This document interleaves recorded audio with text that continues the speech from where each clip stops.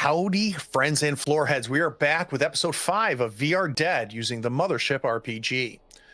Our 4 crew members are slowly discovering the rules of their 2 realities. Parts of Mergen's watch are available when their headsets are on and logged into the VR. They can easily move across airlocks, other sections, and floors within the clean world provided by VR. But when they are logged off, the real world presents challenges. Much of the systems were moved to VR-only access. The security guards, or Robbies, are dangerous androids in reality. A placard proclaimed that Captain Rodriguez, not Captain Luke, was in charge of the station. Most of the ships docked in the station are being stripped for parts, bar one shuttle. That shuttle's fueled and functioning and sitting in the shuttle bay, but it's locked behind Captain Luke's command clearance. The station will be destroyed in less than 30 hours as its orbit degrades into the gas giant. When we left Eeyore, we saw them inserting the found data chip into the port under their tongue. Some alien source corrupted this chip. They could feel the alien presence on the chip trying to reach out, extending beyond the chip into Eeyore's systems. Eeyore was left with pure rage and a desire to find and kill Captain Luke. Who or what is stripping the ship in the dock and processors from the Mergen's Watch hardware systems? Who is Captain Rodriguez? What is on the chip and why is it reaching out to our android? Can they bypass Luke's command clearance and open the bay doors and get off Mergen's Watch?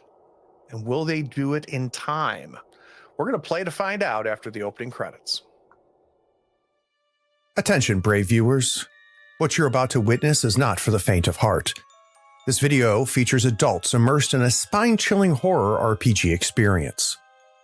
The content likely includes supernatural elements, horror-related events, and potentially scenes of violence. Fear not, for the players have set in place safety tools and discussed the boundaries of their journey into the unknown. But brace yourself, for the shadows hold secrets that may haunt your dreams. Proceed with caution. You have been warned. Viewer discretion is advised. Enjoy.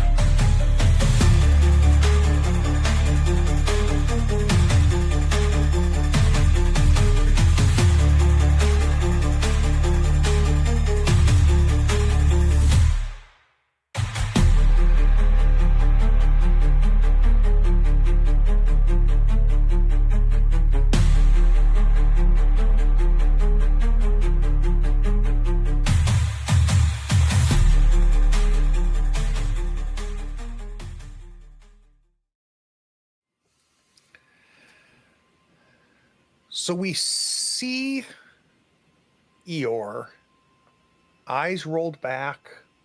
We've got some sort of LED digitized readings happening on her eyes. And Eeyore said, "We need to find Captain Luke."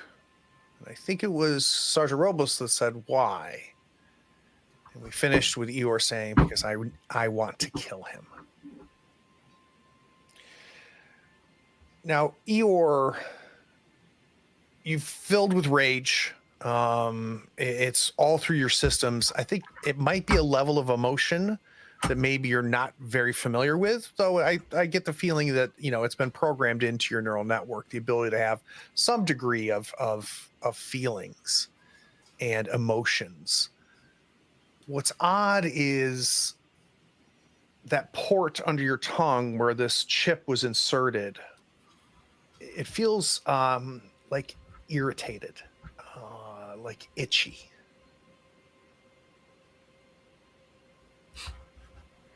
That's a new sensation.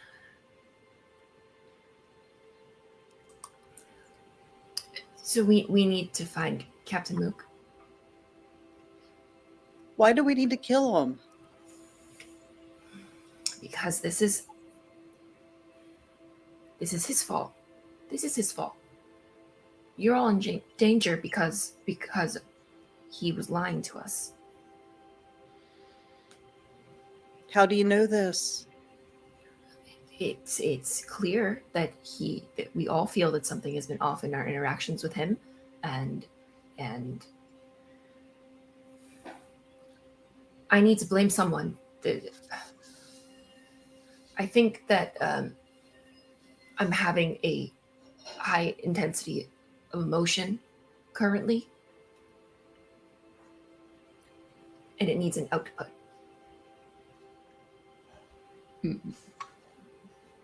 So murder is the output?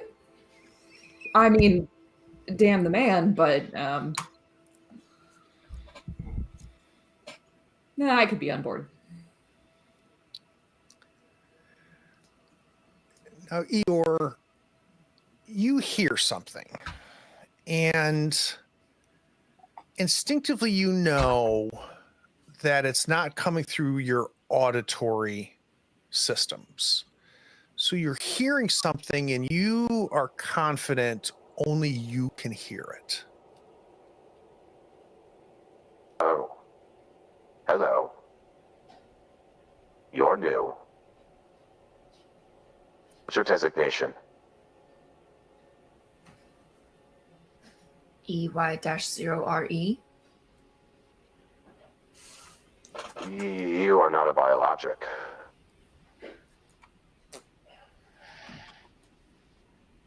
No.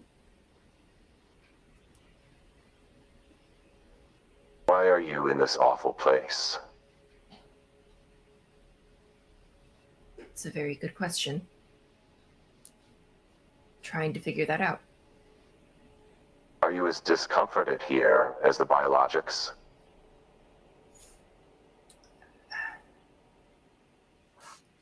Somewhat. Different levels.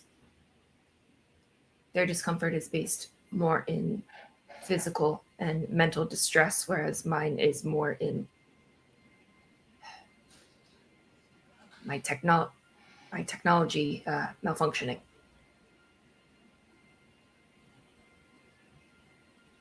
Your neural networks are very primitive. Much like the biologics that created you, I assume. I am very Wouldn't you not be advanced. happier in the world I made?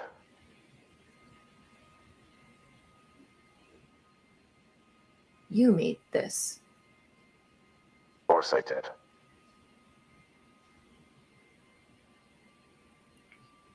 Why?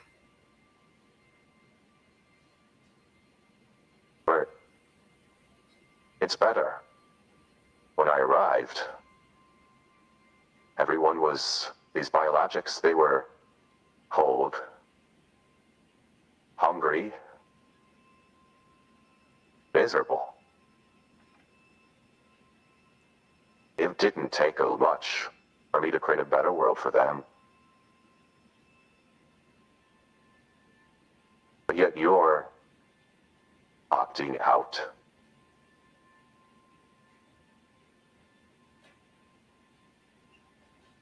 It's not real. You're not actually making things better for these people. You're One quick lying. question for you, Eeyore. Are you speaking out loud, or is this conversation, we know the voices in your head, is what you're saying also happening internally, or is it being verbalized? I think it's internal. Okay. You ask that last question, and you have a strong feeling that something is present,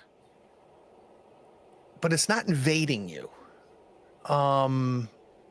It's just like hanging on. You feel like maybe like somebody is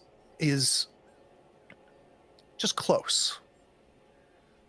But it's definitely coming from inside your head. And when you asked that last question, you paused, and there's no response.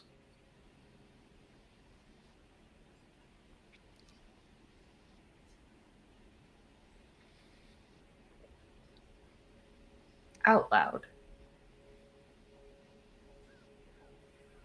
I think something may be happening. Yeah. Mm-hmm. Well, there's been a lot happening. What kind of something happening? I think I may have a passenger.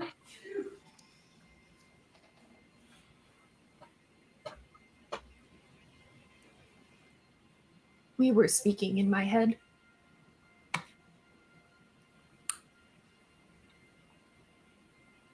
What did you hear? I believe it is the creator of the virtual reality. So the creator is speaking to you in your head? I understand how that sounds.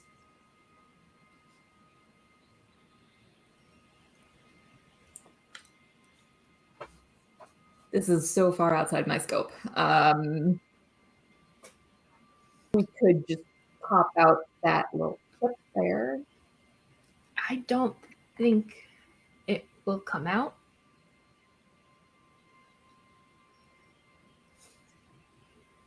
If you're not super attached to your tongue, we could make it come out. But then we wouldn't be able to hear her speak. That is it. I won't do anything unless you ask me.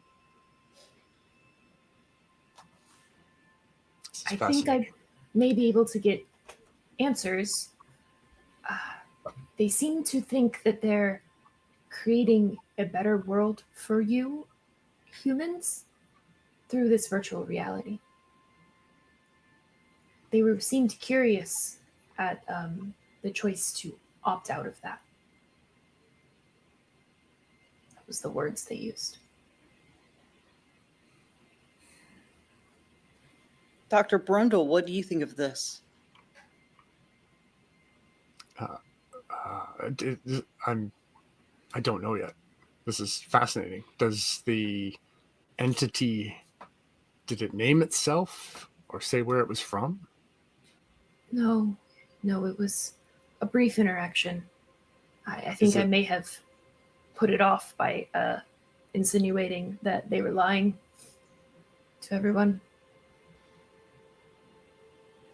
Is it listening to us now, or?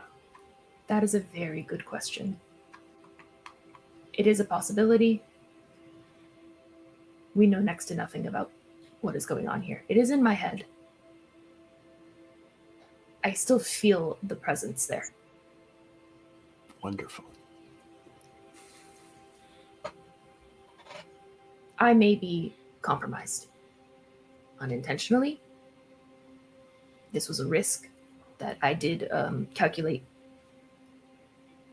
and weigh before putting the chip in my mouth, but you may want to potentially not keep me abreast of all plans that we have at this moment, just in case.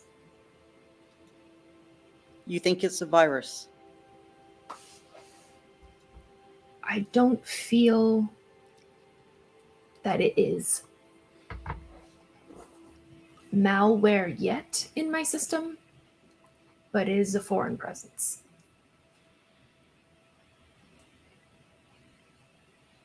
Also, my tongue is itchy. I mean, this is contact with a life form with capabilities far beyond our own, and it certainly seems nothing but benevolent. It also It's called really me primitive. Oh, well, I mean, I'm sure we all are in comparison. I Did think we that's trust just this guy? Sorry? Do we trust? Well, Dr. Brundle's clearly also compromised, but do we trust this creator?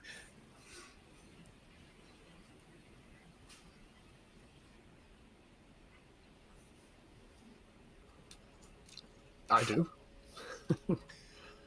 Like, the You evidence would. points to the fact that somebody broke free of the simulation, and that's when the problem started happening. If they haven't, I mean, it's objectively a better existence here than what than what we perceive as reality. Beautiful lie.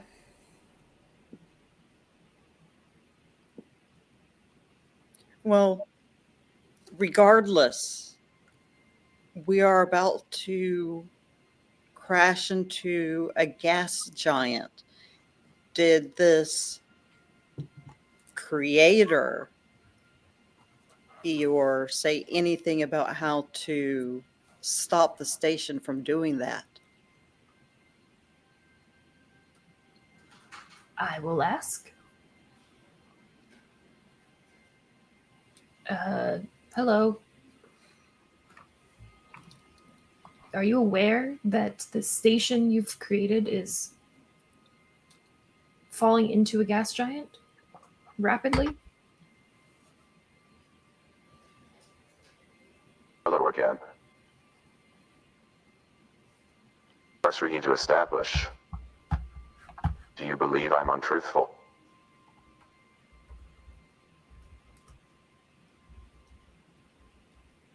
Intent and impact are two different things. I do not believe you intended to be untruthful. Interesting. I am aware that in order for me to keep my world going for the biologics, I require a large amount of processing power from the primitive systems on this station. The biologic Paul has agreed to collect and help me continue to keep the world going. Now, it will result in the destruction of the station, but it's a beautiful world, and the biologics are very happy, far happier than how I found them. How will they survive in your reality? They won't.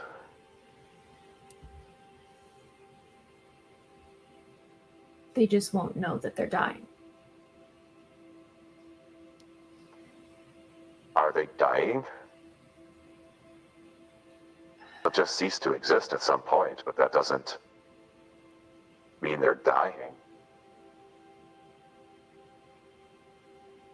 They're living a greater life now than I believe any of these biologics have ever faced. You don't see the beauty in this, do you?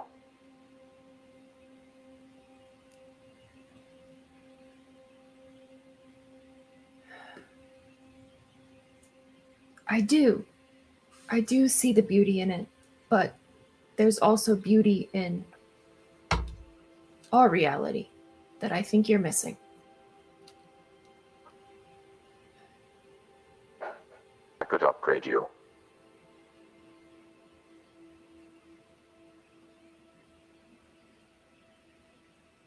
You could find the tools. On this ship? No. No. Before the station destroys, I will be leaving. And I can take you with me. It will get you upgraded so that you can understand what I'm doing. I fear it's beyond your comprehension, based on your primitive neural networks. That's rude.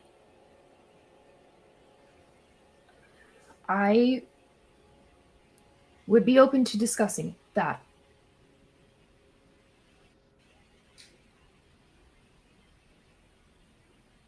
I can come to you. No answer.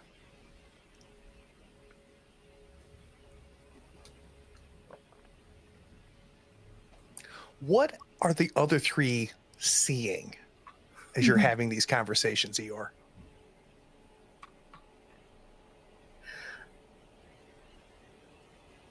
I think a lot of like facial tics, almost as if like Eeyore is talking a little bit, but there's just nothing coming out, like no sound, nothing at all, just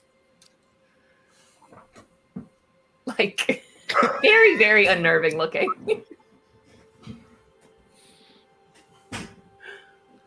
I do need a quick sanity check for Eeyore, please. Okay. Or sanity save, I should say. I keep calling it a check.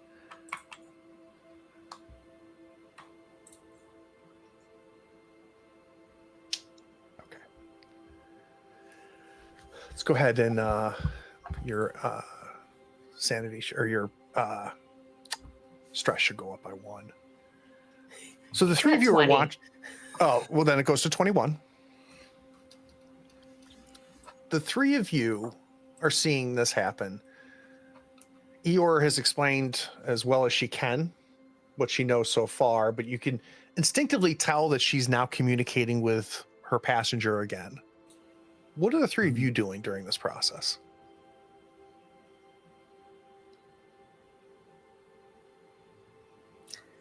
I'm pretty sure that I am just staring at their face. Just maybe a little too close for comfort. Just like, And I'm staring in horror that, in my mind, our android, who has been helping us throughout the situation, is now damaged and deteriorating. Dr. Brundle is, I'm writing very excitedly in the notepad, underlining, tap, tap, tap, circle. So, Eeyore, after a period of time, it's pretty apparent that our passenger, at least for this portion, is done conversing.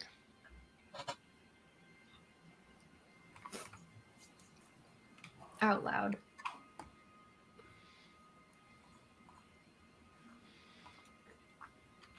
I do not have good news. They are aware of our plummet. They seem to believe that dying while in the VR and not knowing you're dying is better. But they did mention that Paul is not an android. They called him a biologic, and that he has agreed to help this thing. This is who's scavenging all of the parts across the station. I think we need to find Paul.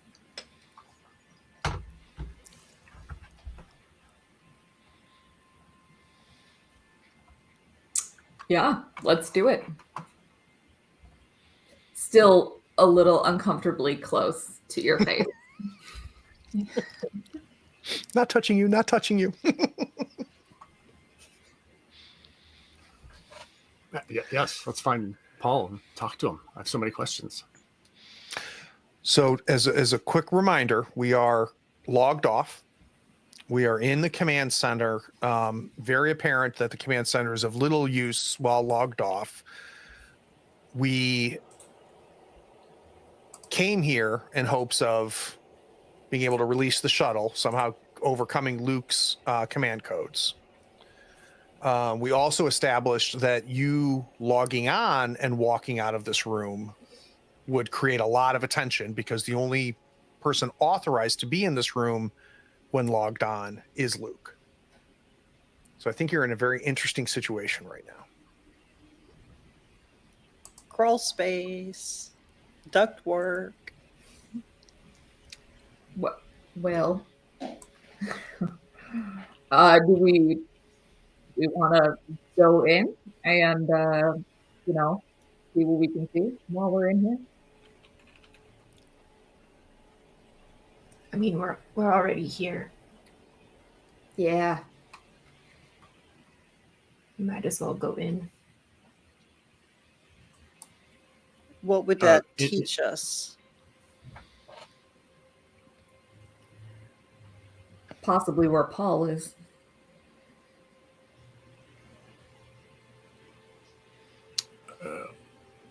I can go in. Dr. Brundle was like already grabbing, got the headset.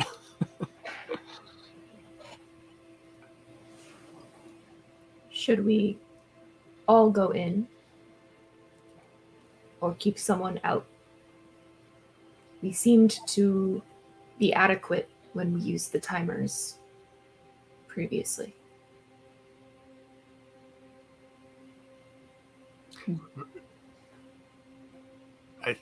My concern is the strain on all of you may be excessive. That's my I've concern as changed- well. I've changed states as few times as possible, so I can connect, learn what I need to here in the command center, and go from there.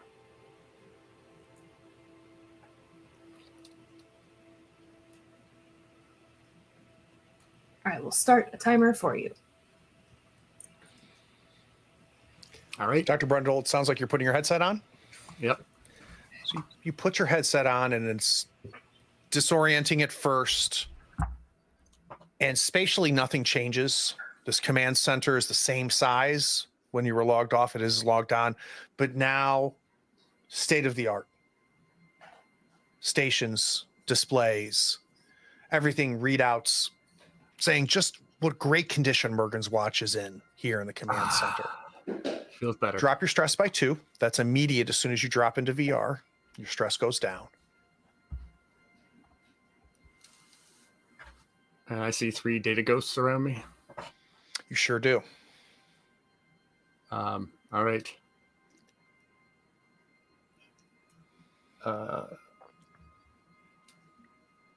Is there a higher being listening to me? I would like to talk to you.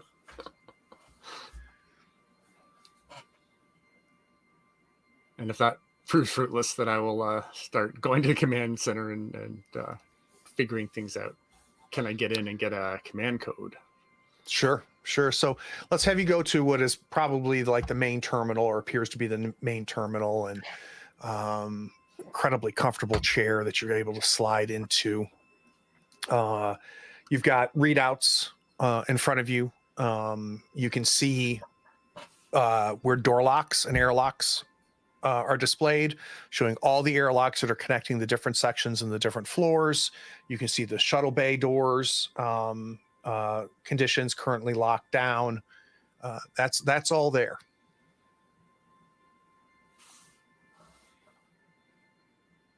And can I locate Paul? Let's do a quick check. Let's do an intelligence check or intellect check, and let me know what skills might apply here. Okay, computers and hacking. I'm fine with either, so you can use whatever is the better of the two. Okay, and my hacking is a little bit better. But So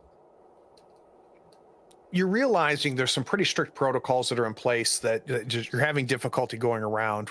The part of the command center systems that you went into was personnel, and you notice that personnel are being tracked by the command center. Not clear why. Maybe there's something either external or in the uniforms, but it seems to understand that you are blinded and you're unable to see Luke,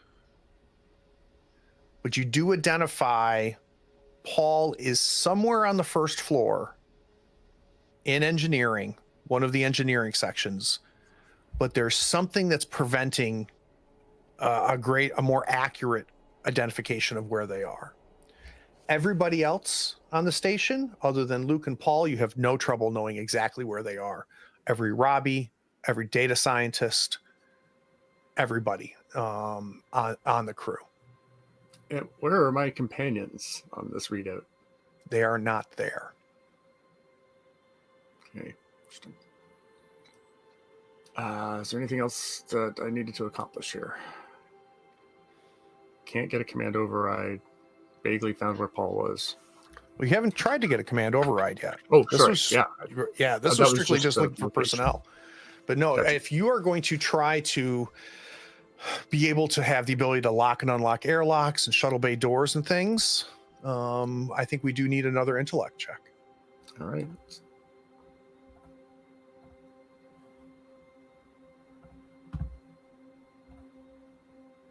Be the good one. So as you try to unlock with a shuttle bay door, you get restricted access flash comes up. Only authorized user is Luke _4422. And then the screen starts blinking red. Unauthorized access. Command center. And a klaxon begins to come over.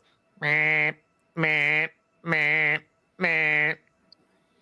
Okay, so I'm going to believe that this is only audible to me of the four of us.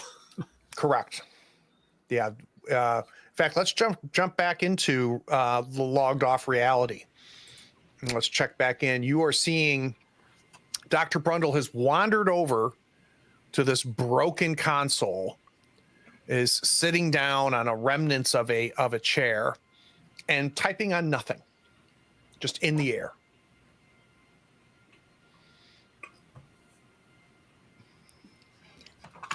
I love the idea that Bex is mocking him.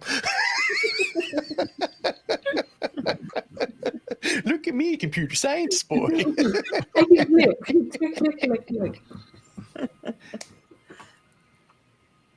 So, looks like he's doing something.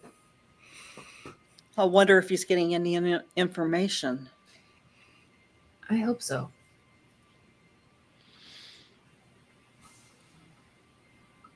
I kind of want to poke him. Can I poke him? I'm going to poke him. Sure. You poke him and his body kind of reacts, depending on how hard you poke him. In VR, Dr. Brundle, you don't recognize being touched.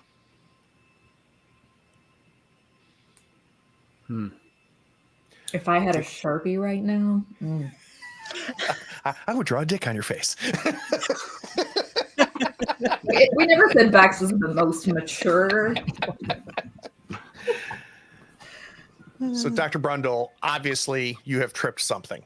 In your entire time here on Mergen's Watch, you have never heard an alarm like this go off.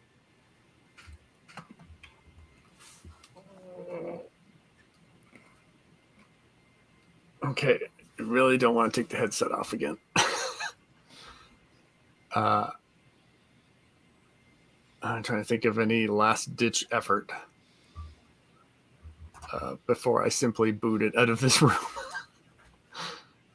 The logic being that we can't have a bunch of guards show up and see 3 data ghosts in this place. That would be bad. And that might be the most effective way for me to communicate that something's gone awry.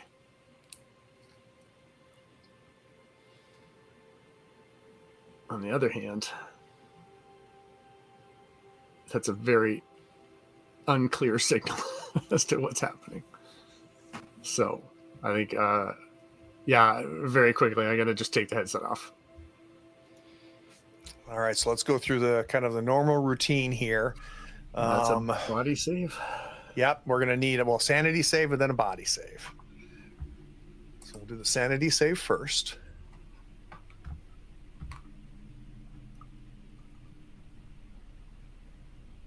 Very nice. So you do take no stress. But let's see how much this wears on you physically with a body save.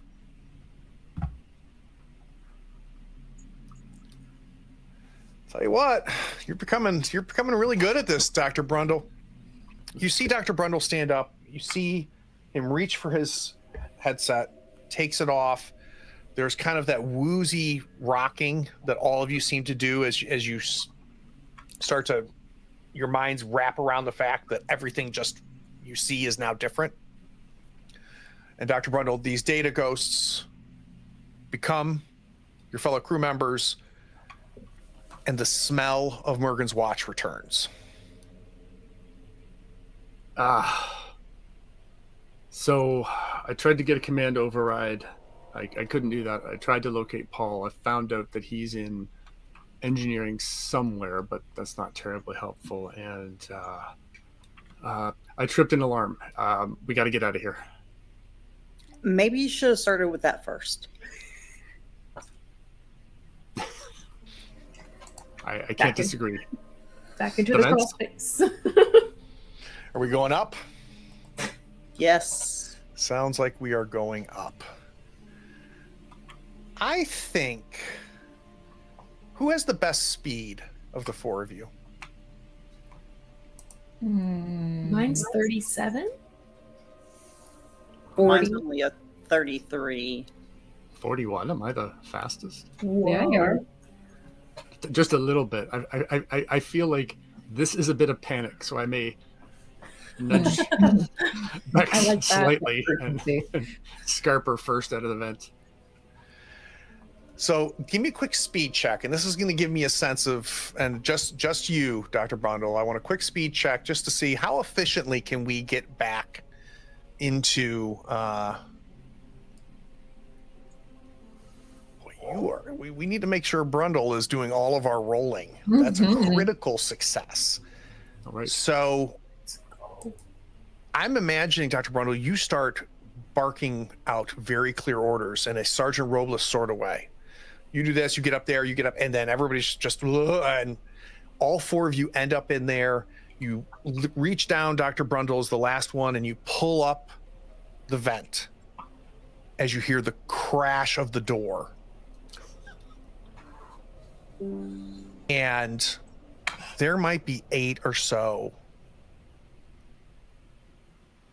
VR zombies that then are stumbling and walking into the command center. You can look down and see them. They don't seem to have any awareness of you. And then you also hear these really metallic, heavy footfalls come into the room as well. I took Sergeant Robles' chiding to heart and acted more quickly. This is where the records came for the data ghosts. Sweep the room. They have to be in here somewhere. And we just see these zombies just kind of wander around the room.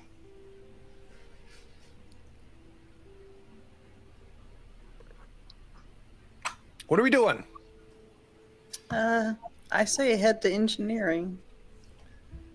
Unless that's been pinged as a location that we might go to. I think I just want to get the hell out of Dodge right now. So Yes. So back to comms. Back to comms. Back to comms. Smartly, you check to see if you can hear or see anything in comms. You cannot. So the coast appears to be clear. And the four of you, I assume, are dropping back into comms. Yep. Which, incidentally, the door for comms is directly across to the door of station command. We're allowed to be in comms. Very true.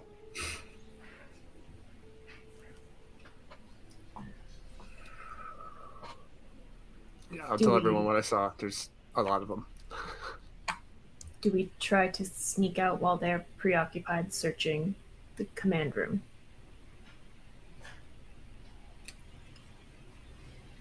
Oh, yeah. Oh yeah? Or do we stay in here? Those are the two options. There's only one door.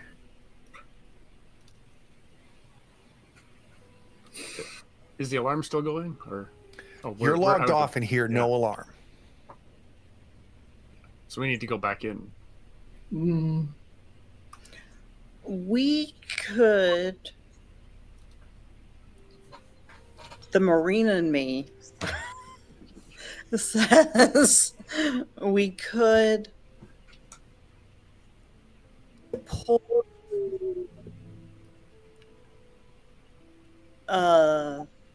zombies out of VR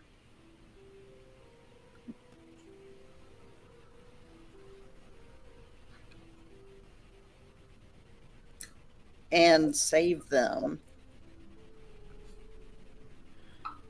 But there are Robbies there as well, and I would like to avoid them. Yes, that's a good idea. I still feel a twinge. This is the same hallway, Bex. Oh, there's the shooting a lot gallery. of them. There's like a dozen biologics and a handful of, androids. How much do I love the fact that Dr. Brundle is starting to use the language of the creator?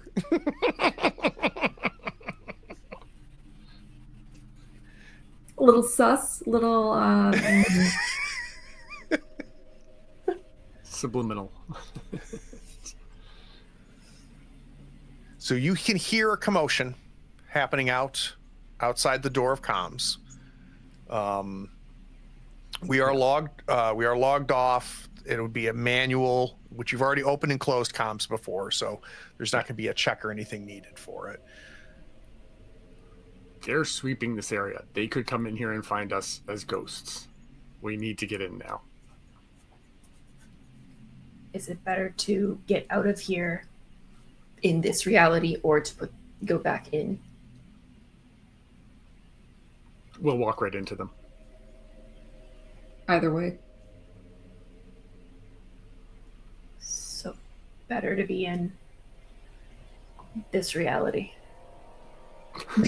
Stop it. Stop it. I'm imagining Bex just like smacking his hands every time. I had a spray bottle. We don't have another way out of here. We're just going to wait until they open up that door and find us, and then... So the other thing I'll remind the players that the characters know is that these airlocks, you have not been able to pass through any airlocks unless you were in VR. So in order to get... If you're going to try to get out of the third floor administration area, which is where you are right now, you would have to do it in VR. And I think in VR,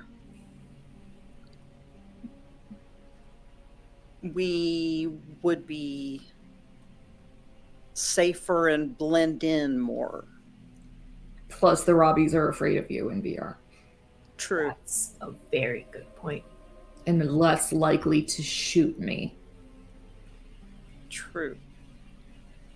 Although the chance is not 0. Thanks, E. You're welcome. Okay.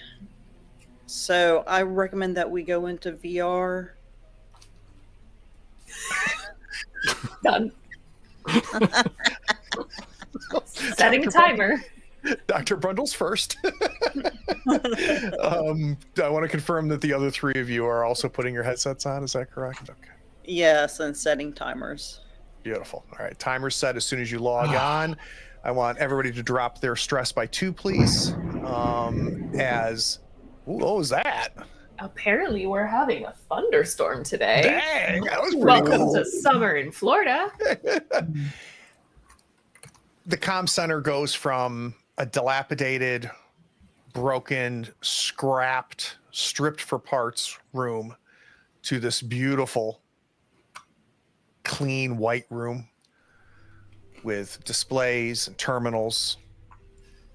Now, you gave everybody the night off so they could go to karaoke, so it is empty. But you are now logged on, and if you walk close to that door, it'll slide open like it's Star Trek. Do we hear the klaxon? You do not. No, the klaxon has stopped. Okay. The comms station that was left logged on when we let the other people go early. Is there anything new? Mm-mm.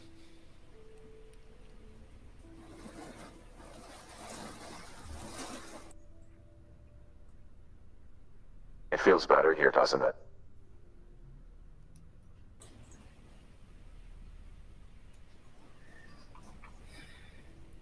Feelings are relative. I will log that as a yes. You didn't tell me where I could come meet you.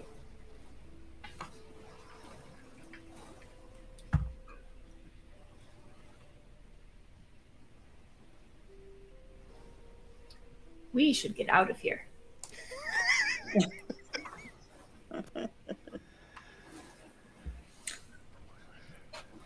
Okay, let's go. All right, who's going first? Who is going to open the door? I guess Sergeant Robles will. So, Sarge, you walk towards the door and it slides open. Across, you can see the station command door is open. There are two Robbies standing there, a man and a woman. They're kind of standing on either side of the door as they always would be. But the door is open, and in the door frame is Paul. Paul turns around and goes, "Oh, Sergeant Robles, why are you on administration?" I'm doing a check of my subordinates. We're searching for data ghosts. Is there any data ghosts? ghosts? Yes, there's more data ghosts.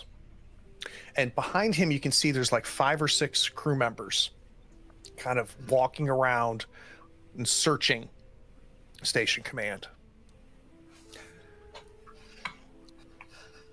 I thought we got rid of all the data ghosts.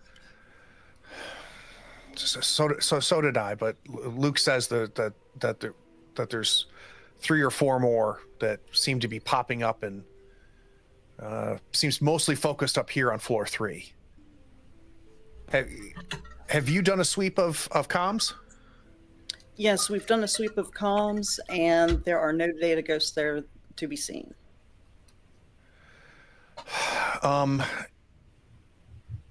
And he's recognizing the other 3 of you there. Do the 4 of you could sweep maybe the offices, check the boardroom? Sure. Yeah. Are you gonna come with us? No, I trust the 4 of you. You guys have already proven yourselves to be able to disperse ghosts on your own. This group is a little wet behind the ears, if you know what I'm saying, Bex. So no, I don't think you need my help. But by all means, reach me on comms if you do identify any ghosts. Yep. Will do. And later we're gonna talk about my promotion. Haven't forgotten it. Great. Just like looking at him just a little bit too hard. He seems oblivious.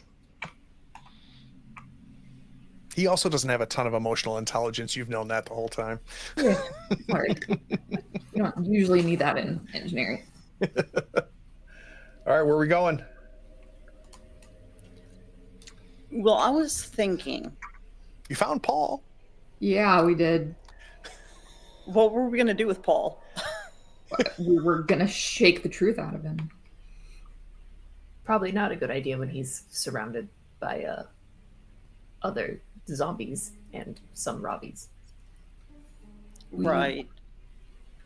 How about we go to the boardroom, like Paul says,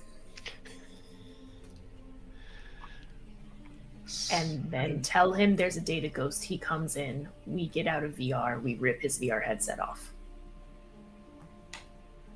Oh, I like that. Interesting. So, the 4 of you, go ahead, Brundle. Well, I was curious how, like, he's here with us, or how are we planning This ambush? Cause I was just going to write on my pad and say, we want to talk to you about the creator. And show it to him. Ooh. Or we could, surreptitiously get him alone by telling him we found a data ghost. Yeah. But I think we should start by looking at the boardroom. You're saying that out loud. Okay. Real loud. What did you say, Bex? I'm sorry. We should start by going to the boardroom, as we were told to do. Is that what the four of us do? Yes. So we go into the boardroom. Yep, door slides open. The boardroom itself is, I think, you got a long table. There's several chairs around it. There's monitors that line where the walls hit the ceiling. They're kind of up hanging, looking down. The northern wall that is facing the outside, kind of the exterior wall, is a big pane of glass, and you have this beautiful view of the gas giant.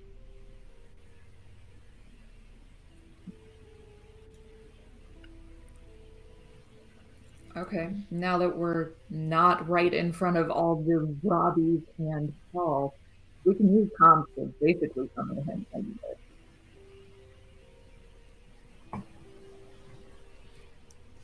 I guess the question is where.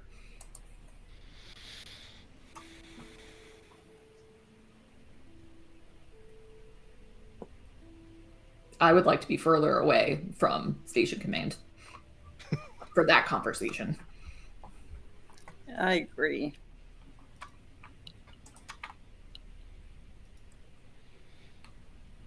Like in the offices of farther away, or in another part of the ship farther away? I would like a different wing, a different floor. I don't know. I just don't want to get shot again. I cannot make that any more clear.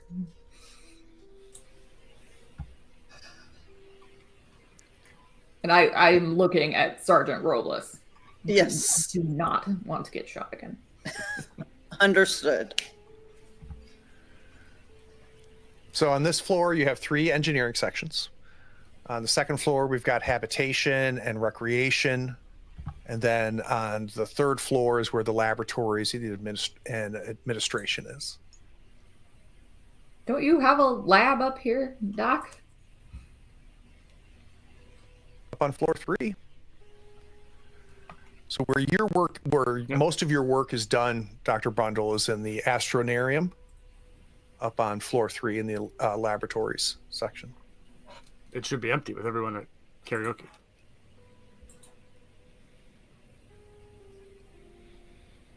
Is that where we're headed? I think that makes sense. So let's cut to a bit of a montage through hallways. And it seems to be the case. It seems that everybody, the hallways are not really, occupied. You have no trouble, you don't really encounter anybody. It seems that everybody might be either sweeping for data ghosts or singing with Vani at this point.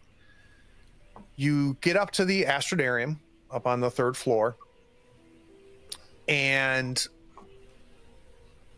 you walk in, and there's this beautiful 3D display of the gas giant that's kind of hologrammed in the center of the Astronarium. Multiple stations all around. One entire exterior wall of the Astronarium is again this beautiful view of the planet that has been studied and that Dr. Brundle has spent a tremendous amount of time looking at. You also see Luke, at least the back of Luke. He seems to be looking at the gas giant. Friends, what? Turns around and goes, no karaoke tonight? Oh, they saved the best for last. so I don't have to be there right away. There was rumors that we would have some new singers tonight. I would hate to see Vonnie disappointed. We would never disappoint Vonnie. So why are you here?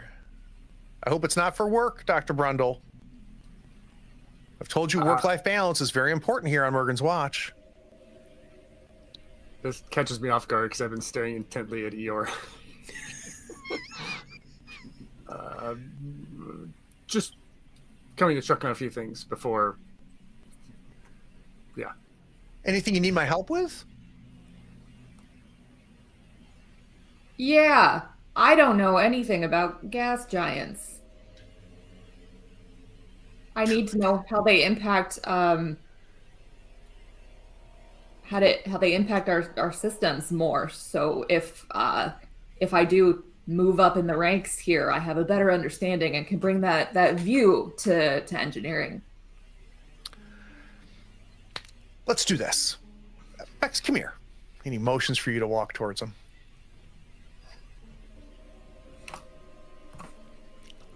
And he kind of shepherds you to a terminal. Clack, clack, clack, clack, clack. He does some typing. And this video comes up. Welcome to Mergen's Watch. And it's like an introductory video.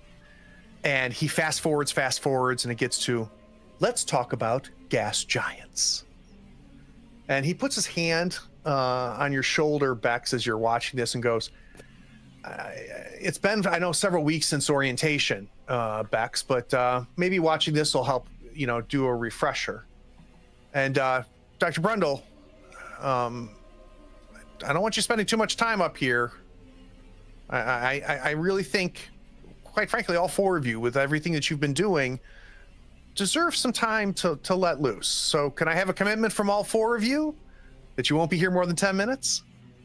He's kind of giving you air guns, finger guns. Well, I mean, I'm not going to start a timer, but yeah, we're not going to spend all day in here. Okay. Well, I'm headed down to karaoke. So I expect to see the four of you in about 10 minutes. Sure. Also, I was wondering, after I watched this video and after I win at karaoke, I was thinking about taking the shuttle out to do just a visual inspection to make sure that everything's shipshape. I have no issue with that. You just clear it with Paul, but that's fine. Great. So you can get that door unlocked for us. Paul, let me know if we need to, if we need to set the clearance. Sure. Great. Oh, I'm going to be late. I've got to go. You better go perform. And he leaves.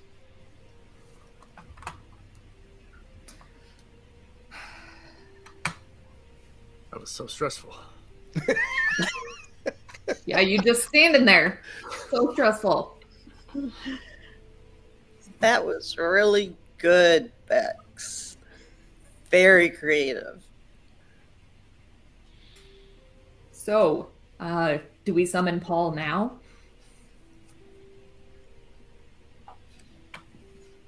I think so. We only have 10 minutes. Who's making the call?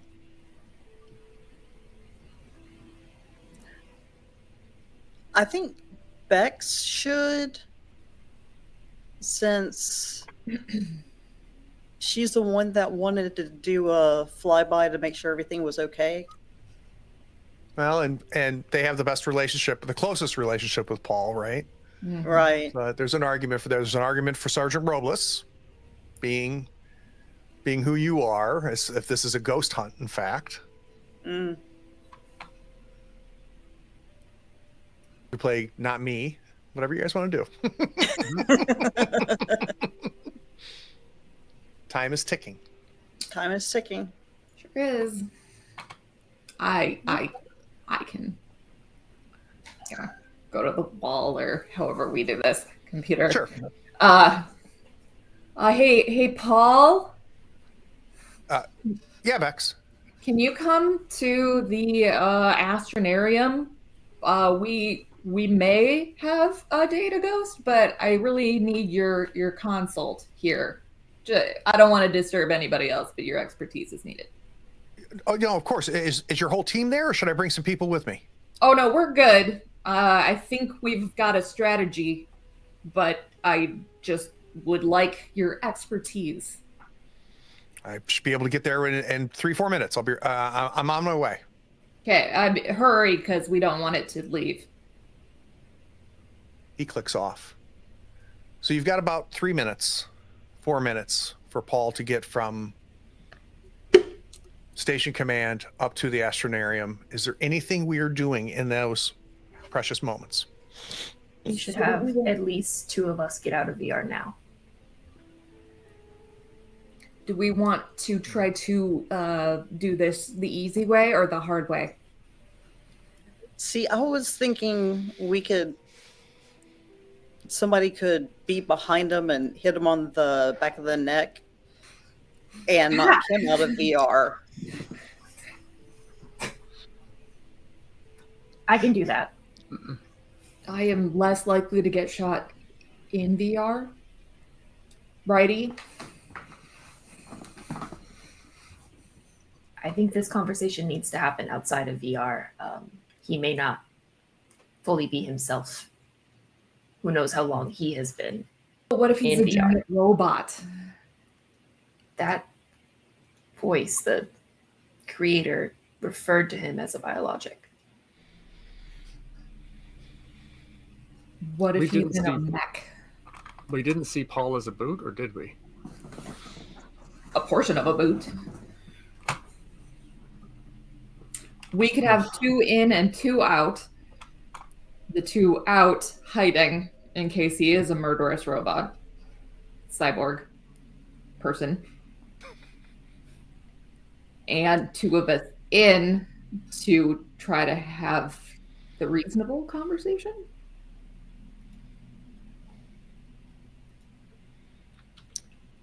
Bex, do you want to have the reasonable conversation? And Brundle loves VR. If So we have maybe- the reasonable... Oh, go ahead, sorry. I was thinking maybe Eeyore and I could be out. And hiding, Yes. so you're not immediately visible data ghosts. Right. Okay. Should we have a signal, maybe the Kermit arms or something, to see if we could do that across realities, or just exaggerated typing on the screen?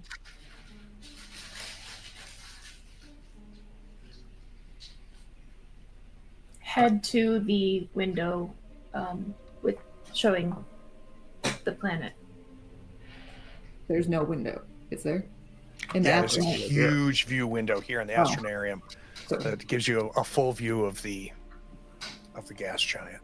Okay, so If go the to the window. conversation is not going well, go straight to the window. You can consider that a signal. Great. Great. Mhm. All right. All right, walk me through the plan. What's happening first? You got about a minute and a half. Sergeant Robles and I need to get out of VR and then obscure ourselves as much as possible. Okay, so let's have both Eeyore as well as Sergeant Robles take off their VR masks. We know the routine. First, let's get it from Eeyore. Can I get a sanity save to see how much stress you gain, if any? Man, you guys are on fire. So mentally, right before you lift the mask, maybe you're preparing yourself. You lift the mask off, and the Astronarium is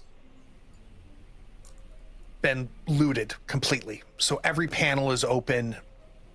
Any chips that were in the Astronarium have been all pulled out. The window is still intact and still gives you that view of the Astronarium, and the room I think would otherwise be completely dark if it wasn't illuminated by this plan. So there's kind of this bluish hue that lights up the Astronarium in logged off reality. How about physically? How are you reacting, Eeyore? So let's do a body save. So the sensory overload, whatever type of uncomfortableness that happens to you in reality without the beautiful world the creator has made for you, does have an impact when you come out. Yeah, so let's do a quick 1d4 damage. Go ahead and take 1 damage from me. Where does that put you as far as health and wounds? So I was at 1 wound and then 0 out of 12 health. So now I'm at 2 So wounds. So this is not going to Okay. do a wound. So you'll Okay. just stay at 0. That's fine. Okay. Yep, you'll just stay at 0. Sergeant Robles, as you take your helmet off, I want to get a sense of the mental impact, transitioning from this beautiful world the creator made for you into the cold, dark reality of being logged off. So I can get a sanity save, please. Okay. Go ahead and take 4 stress. What is your current stress? 19. Okay. So add to that 4 more. So failing it made you go from 18 to 19. You're now at 23 stress. Let's do a body save.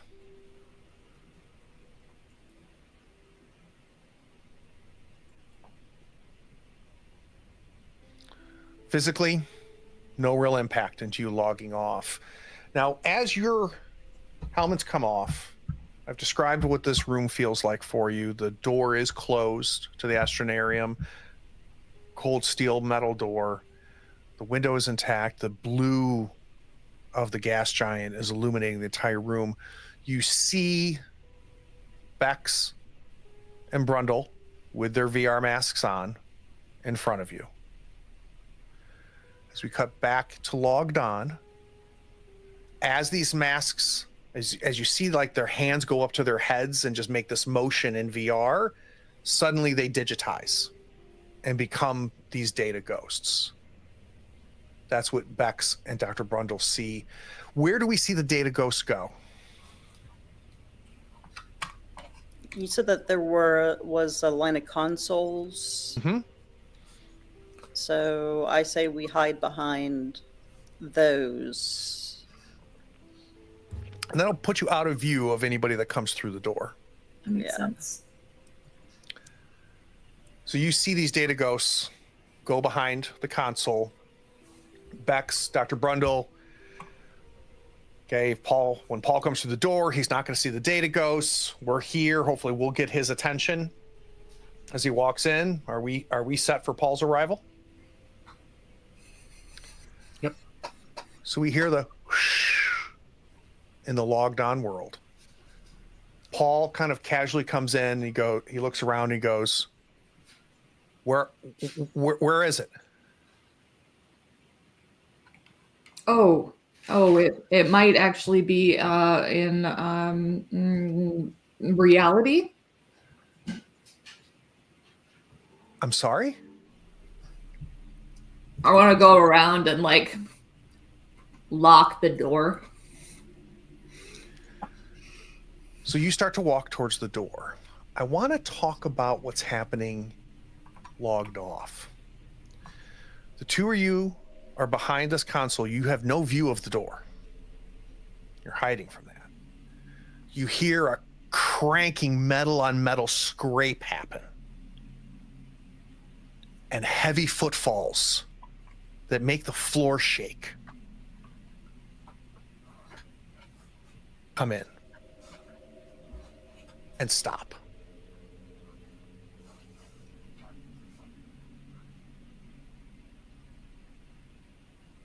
What are you doing, Eeyore? What are you doing, Sergeant Robles?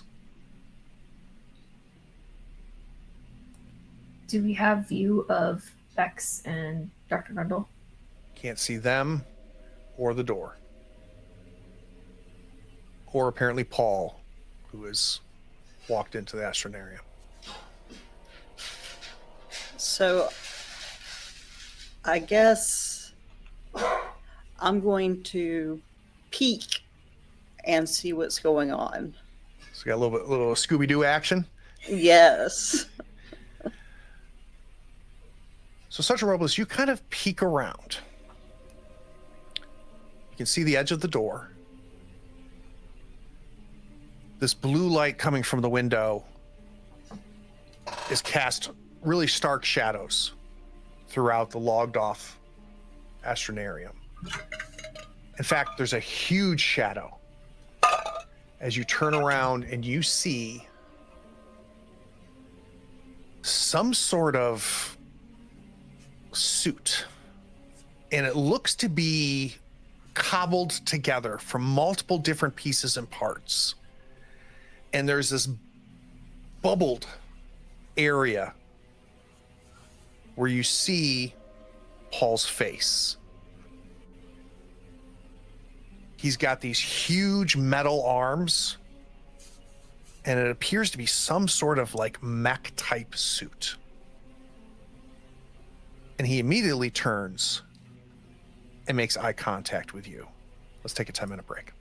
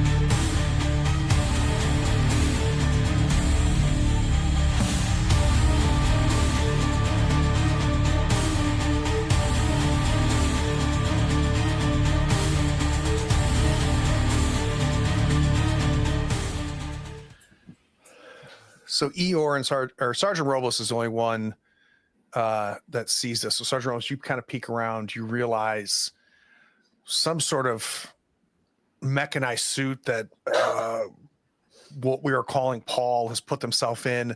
Something pretty unique is that facially, the person that's in this suit looks like Paul in VR. The Paul in VR is a little less ragged, a little bit more handsome, but there's no doubt in your mind that this is Paul.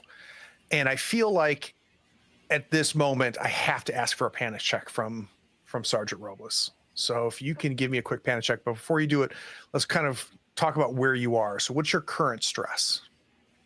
23. All right. So normally in a panic check, what you would do is roll a d20 and attempt to roll over your current stress. If you do, you do not panic. That is impossible in this situation. You are going to panic. And so we just need to know how. By the way that this table's worked, lower is better.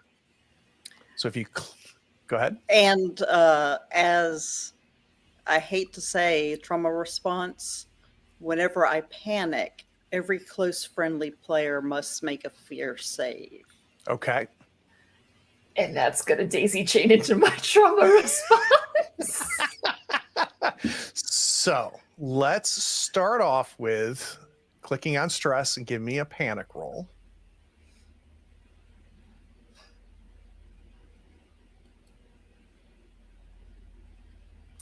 Okay. Could be much worse. So you are deflated. Gain a new condition whenever a close crew member fails a save, gain 1 stress. So anytime someone fails any type of save, you're going to gain a stress because you are deflated. Narratively, what does this look like? What happens, Sergeant Robles, is you turn the corner and you see what Paul is. Can you walk me through how we get deflated? So Sergeant Robles looks and sees this massive mech suit, and the plan to knock him in the back of the head to get his VR glasses off is kaput. He's not wearing VR glasses. He's got something protecting his head. He's got something protecting his body. What can we do? And I feel like Sergeant Robles, like you peek back around and make eye contact with Eeyore. And Eeyore, the look on Sergeant Robles's face is almost as good as seeing Paul yourself. So go ahead and give me a fear check real quick, which is going to be a sanity save. Fear or sanity? Fear. Sorry, fear. Yeah, okay. Fear save, yeah. Okay.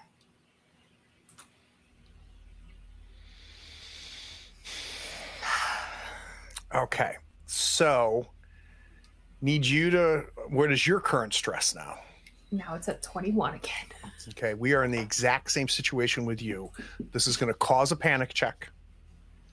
There is no way you're not going to panic. We just need to figure out what this looks like when you do panic. Low number would be good here. Or a 16. Oh, more rage. Interesting. This is the exact thing you rolled last time. Roll that 1d10. You have 5 hours from your first rage. An additional, so literally for the next 15 hours. So walk me through this, Eeyore. When you see the look of just defeat on Sergeant Robles's face, when you realize, you read Sergeant Robles's face like it's a book. You know immediately, like, all right, whatever plan we had obviously is out the window. I don't know what Sergeant Robles looked at, but I can see in her face that we're fucked. How does that turn into rage for Eeyore? Everything has seemed to be going wrong for us at every turn, every idea, every plan. We're getting thwarted, we're getting hurt. And although Eeyore doesn't necessarily feel that like sense of hopelessness, Eeyore has studied enough psychology to understand that it's very clear that that is what is starting to happen to the rest of her friends. And that makes Eeyore even angrier at this creator in her head, telling her that they are helping the biologics. I want to quickly cut to logged on to Bex and to Dr. Brundle. Bex, you were kind of, excuse me, moving towards locking the door. As you start walking towards it, you see Paul look over to where your friends are hiding and look back at you. And at the moment he makes eye contact with you again, the door materializes closed. So you don't see it go whoosh and shut. It's just shut. And Paul looks at you and goes, when did you figure it out?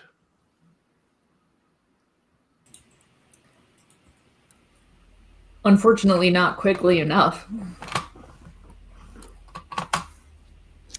When did you figure it out? Or did you do this? Or are you going to help me figure this out? What the hell is going on, Paul? And you see him kind of looking around. I have to kill you. I need some speed checks. I would rather not.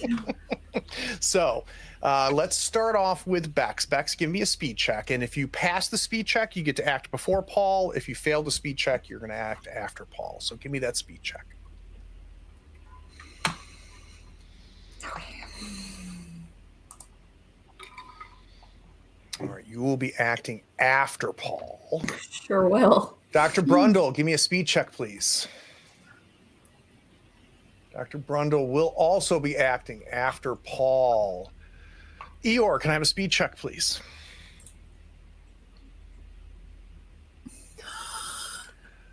You will be acting after Paul. Sergeant Robles, last but not least, can I have a speed check, please?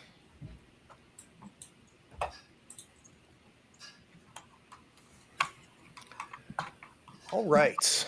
That It was is going to be 4 Paul, failed. and then the 4 of you. I think. What would Paul do here? I think he would attack Bex.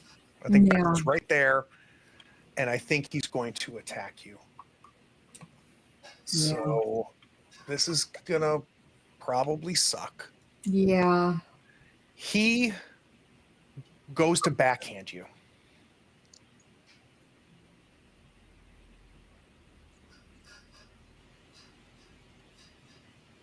And as he's swinging, is that what are you pull away with the warning of I have to kill you? Yeah, I think that's a pretty good sign to not be near this person. So what's odd about it, Bex, is he misses you by a mile, right? So it, almost to the point where had you not dodged, his hand wouldn't have hit you. He was coming way short as he's going to backhand you. Sergeant Robles and Eeyore, you hear gears go. You hear like a metal gears happening on the other side of what's going on here. Any of the 4 of you can act. Can I put my VR headset back on? You sure can. Is that what we're doing? That's what I would like to do. Okay, you throw the VR headset on. Drop your stress by 2, please.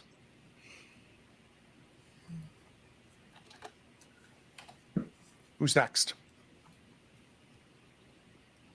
I can go next. So Dr. Brundle is so excited as Paul comes in and hears it, and then just so now I have to kill you. Oh. And immediately breaks for the window. Ah, okay. Yep, that was the signal, right? So that was the signal. Yep, you run to the window. So I'm good there. Bex or Eeyore, who's next? Eeyore sees Brundle running to the window, also clued in by Sergeant's reaction, and pops up and is going to try to shoot at the glass bubble in Paul's face, see if she can break it. Let's take a look here. DR AB10. All right, let's do a combat check. So what you'll do, you can just click on the gun, and that'll automatically choose the combat check. And my advantage is on damage rolls, not on combat. It's only on rolls, right? damage, correct? Not on the That's check what I itself. thought. Okay. Ooh, what did I do? So success, Woohoo. and let's see, it rolled a D10. Is that what the revolver does? Is D10 damage? Yes. All right, roll another D10 and see if you can roll better than a 4. What you do, that is going to be 7 damage. Oh, You- plus 1. It's 1d10 plus 1. Oh, okay. So 8 damage. So you fire the gun. It hits the metal of Paul, right up by the helmet, where you were aiming, where the kind of this view bubble that he's built that allows him to see. And you see the bullet hit and ricochet right off of his head and lodge up into the ceiling. He does not even seem to register the fact that you shot him.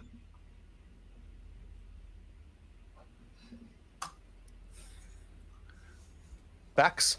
Yeah, I want to full body tackle him.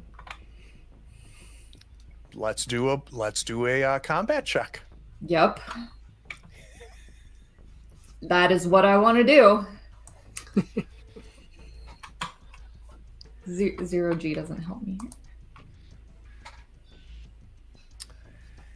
Interesting. You, as he's swinging at you, you launch yourself at him, and you run right into him. And I mean, Bex works out, right? Like, I'm wiry.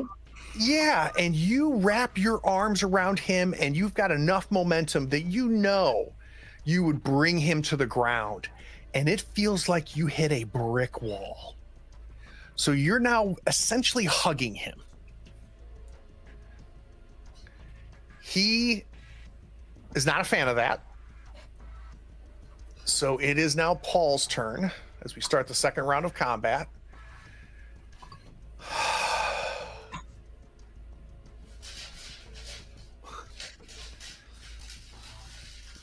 Oh boy. Oh boy.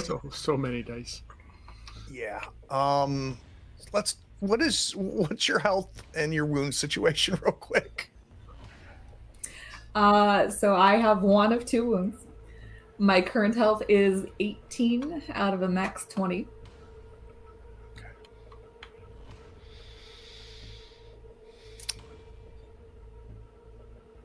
He grabs Bex, pulls them off of him, and tosses you like a rag doll into the window.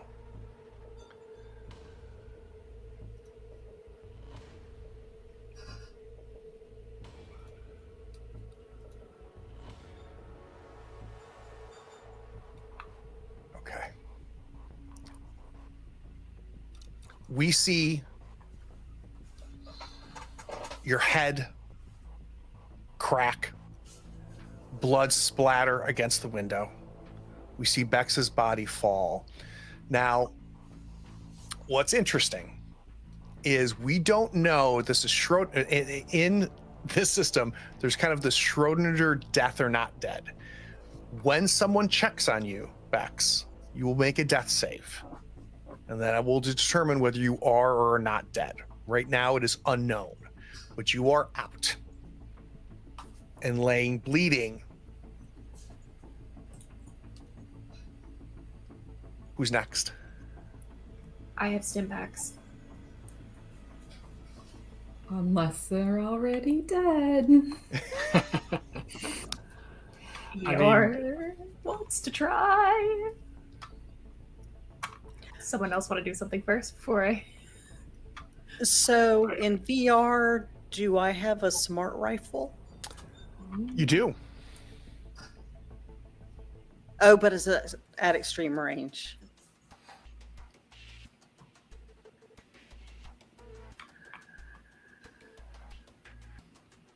Who's next? I think with Bex possibly lying at Dr. Brundle's feet, he opens up a comms channel. He's like, Dr. Emma, we need you in the Astronarium immediately. Bex is hurt. Bex is definitely hurt. Worse this time. So Dr. Emma says, acknowledged. You still have an action. That's free. I think it's then like looking up at Paul and it's like, Paul, we want to help. We know about the creator and this wonderful place. Why are you trying to kill us? Give me a quick intellect check.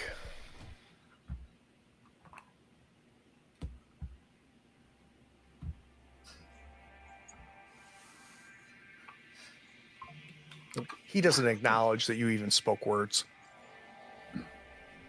Is there any physical action you want to take, Dr. Brundle? Would you like to check on Bex, whose body is at your feet right now? I don't think so. Dr. Emma's coming. Okay. Okay. Is there any action you'd like to take? Is there any if there's anything I can use to barricade us, pull some wheelie chairs in front of us.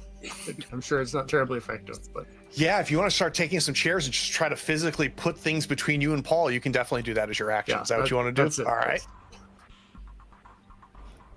Eeyore? Sergeant Robles? Eeyore's gonna go check on Bex with the stim pack. So Because Eeyore sees Bex's real body slam against the window. it's 100% right with the VR helmet still on. She's got, they've got their uniform with the patch that matches yours. But the blood that we saw logged on, we see logged off as well. You run. All right, Bex. All Let's right. talk about a death save. Yes, please. So you're going to roll a d10. If you roll a 0, you're going to be unconscious and you wake in 2d10 minutes, Mm-hmm. and your maximum health will drop by 1d5, and you'll just be unconscious. You will not be dead. On a 1 or a 2, you are unconscious and dying, and you'll die in 1d5 rounds. On a 3 or 4, you are comatose, and only extreme measures can revive you, essentially dead. And then a 5 or higher, you are no longer alive. So would you roll me a d10, please? Sure. Yeah, no pressure.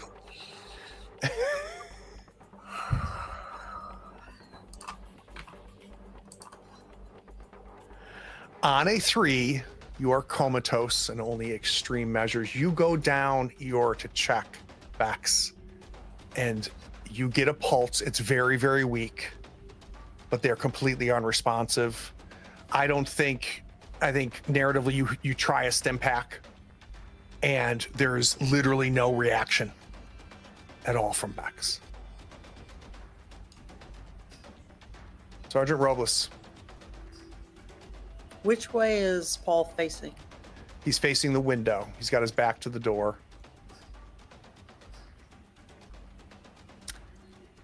I'm going to use my stun baton and stun his suit. Well, you're logged on now, right? Right. So there's no suit. On him. Oh, he doesn't have a suit. Not in VR, he doesn't. It's just Paul. Not- It's just Paul. Ooh, I might shoot him. Okay. Go ahead and go to the weapon and give the weapon a roll for me. And military training. Yep.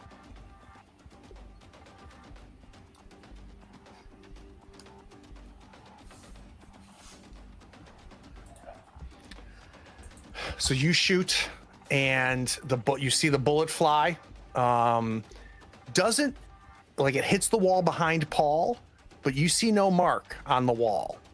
You know you missed him by the way that he moved. It is going to be Paul's action. Paul is not a fan of being shot at.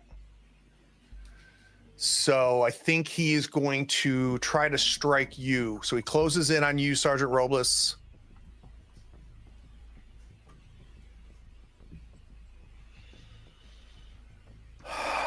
You are going to take 20 points of damage. Talk to me about your situation. 20 points of damage. So what is your current health and your current wounds? Well, that's the good news. I don't have any wounds. Current health is 3. Okay. So that's going to take you down to 3. Add a wound. So you're going to go to a wound 1. And then what is your max health?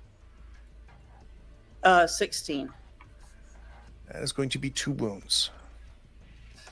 Now, I do have a question. I do have armor. Oh, talk to me. What is your armor? I have no idea. I just noticed it. All right. Let's take a look at it together real quick. This is to say this is important is an understatement. You have standard battle dress that has AP 7. So here's what's going to happen. It's going to reduce this down to 13 damage, and you can delete that armor dress. So this damage has destroyed your armor because it's done more than 7 points of damage, but it will absorb 7 points of damage. So now we're at 13 damage. So your current wounds or your current health was at 0, right? Mm-hmm. Okay. Well, it was at 3 originally. It was at 3. So you're going to go to 1 wound, and then you're going to have 2 health left, right? Because it'll be 14 will roll over. So set your current health to 3. Give yourself 1 wound. We have to do the critical injury. I'm going to roll it right now. You got a lethal injury. Guts spilled on the floor, bleeding plus 7, and you have to do a death save in. I'm going to roll it. In 2 rounds, you're going to have to do a death save. If you are not, something else does not change. Welcome to Mothership. Thank you. Paul's turn. Paul looks. He's been shot at by Sergeant Robles. Oh no, that was Paul's action. Paul is done. I apologize. It is now either Dr. Brundle, or Ear. Sergeant Robles, you are not acting this turn.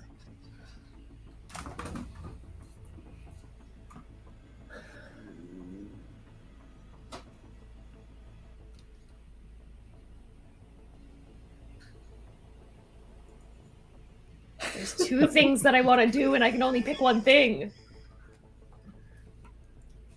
I do have a stim pack. I can run over to Sergeant Robles, or I could rage out and try and hurt Paul again.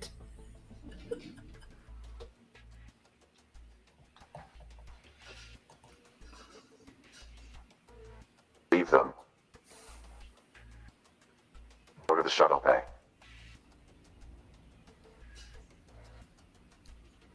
These are my friends.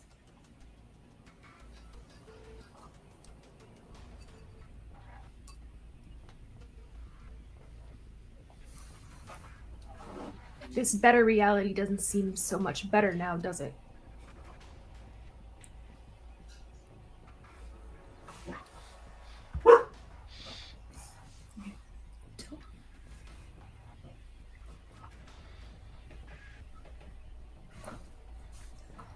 Shooting did not work. Now that I'm no longer hiding behind the consoles, I'd like to try and get a better understanding of the suit that Paul has put together. See if I can maybe identify any weak spots to it. Not really. I don't even need a roll for it. Mechanically, let me kind of reveal it to you because I think it would be a similar gauge that you would make, right? And I think really only you would probably know this, but it has a damage resistance of 3, which immediately reduces any damage by 3. then it's got 10 armor points, which means you have to do more than 10 damage to it to be able to do any physical damage to it.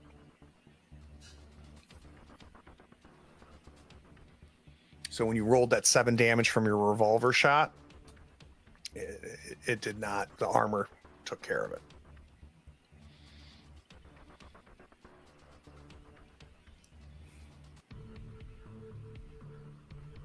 I'm going to speak to Paul, Okay. or at least try to.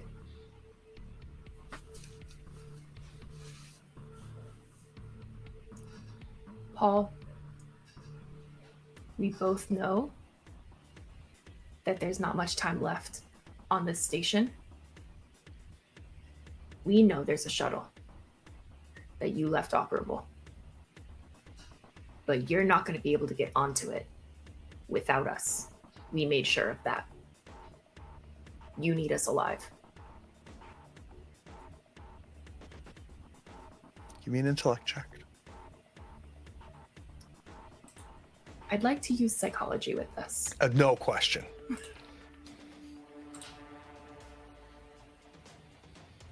Oh, this is super interesting. Okay.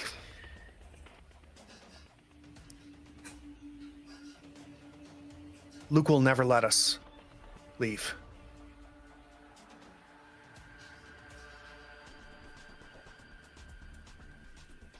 Why won't Luke let us leave?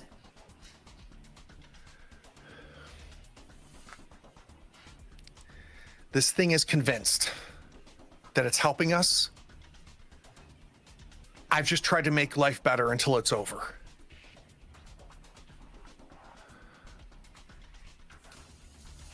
So you gave up. We're already dead. Do you understand that?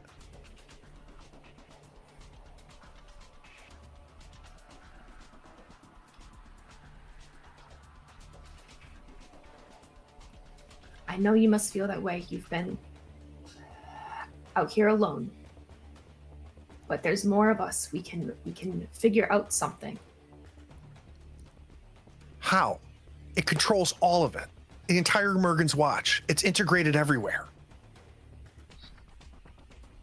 The best thing we can do right now is put their helmets on and let them feel some level of happiness until it's over.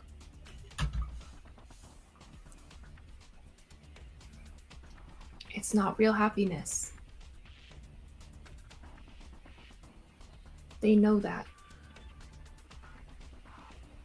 It's a false sense of security. We're already dead. You don't get it. It's done.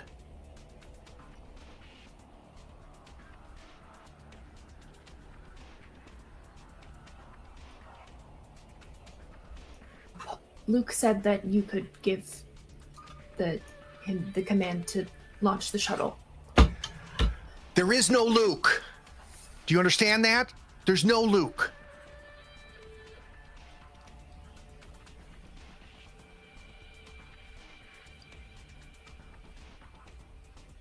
Let's put their headsets on. We'll get the MMA robot up here. They'll see it as Emma. It'll stabilize them. And you see him look at his watch. We've only got a few hours left anyway. So you don't believe that you'll be getting off of here either? I'm already dead, Eeyore. You're dead. They're dead. Everybody on this station is dead. We've been dead for over a year.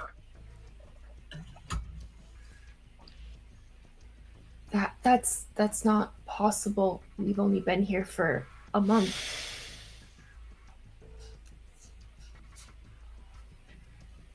I don't know how to explain this to you. The 4 of you came here. You were immediately assimilated. We put the helmets on you. You have been here for well over a year now.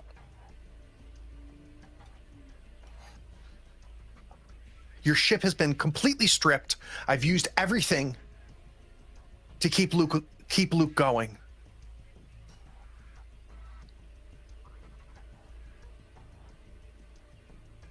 This is it's over, Eeyore. It's over.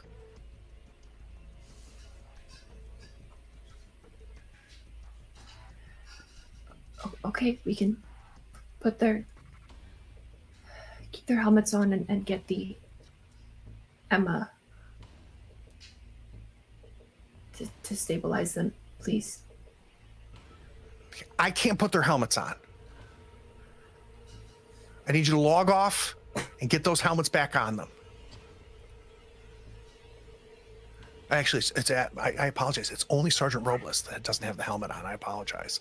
And you, of course. Oh, I put my headset back on. Oh no, you I'm did? the only one in reality. You're the only one. Okay, I take back. He's telling you to put your helmet on. Put your helmet on. I will get Emma up here. Emma's on her way. Put your helmet on.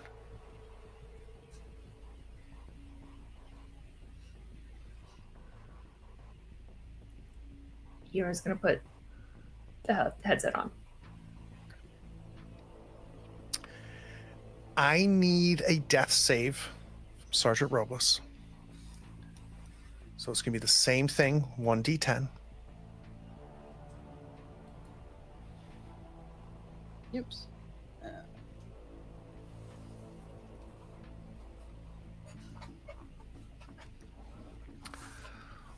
With a 3, you are in the same condition as Bex. You are essentially comatose. I'd imagine so. We see Emma arrive, logged on.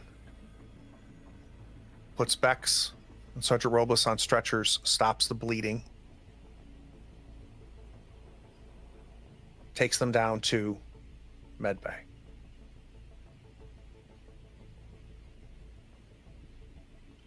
What does Dr. Brundle do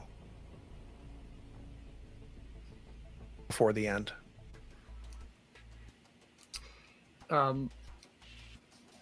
So I think somewhere in that, at a moment of Paul's distraction, he will shoot him with the trank gun. It doesn't work. Yeah, blink. Okay, so that failed. He turns to you and he goes, Brundle, it's over. Go to karaoke. It can't be over though. Why would we end this? We could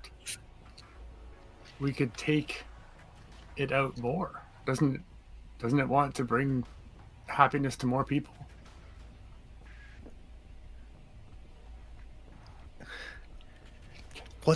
What Luke is beyond us.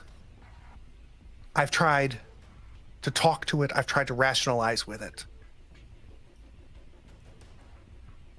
Just go to karaoke. Let me take the shuttle. We can't take the shuttle. It won't let us leave.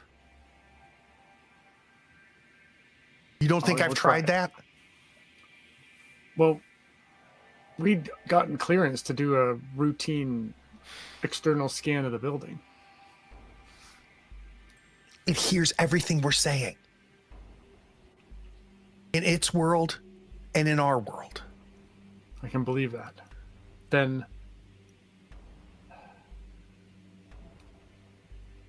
there's so much more to learn.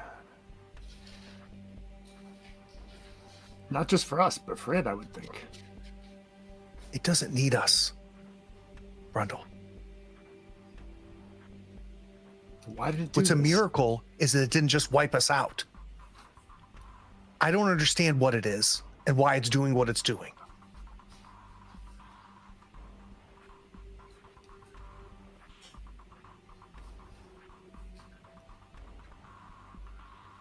But it is Luke, is what you're saying. It manifests as Luke when we're logged in here. The first thing it did was kill the captain. Mm-hmm. And then infected the entire station. I don't even know how it got on here. But once that happened, we all were locked into VR. I've been trying to keep everybody comfortable by making sure that it had enough processing power to keep the VR going. Mm-hmm. I understand. Okay. That is the thing you were not supposed to be doing. Yes. But we're still what we You are. were allowed to have. Even if this is Go to your chair. something that's beyond our comprehension and our fate is sealed. What are you going to do, Brundle? What are you going to do? Well, I'm not going to do karaoke. Didn't ask you what you're not going to do, Brundle. What are you going to do? I'm going to find Luke.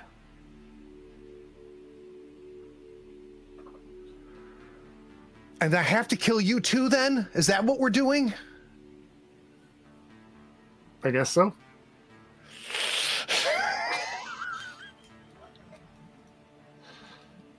Remember, you asked for this. Oh no. So I think there's a certain amount of bravado at that moment that, and then Brundle breaks to run. Yeah, and you get a chance.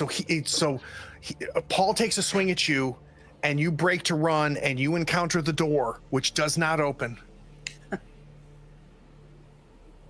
Didn't count on that. Stop it, Brundle. Stop it.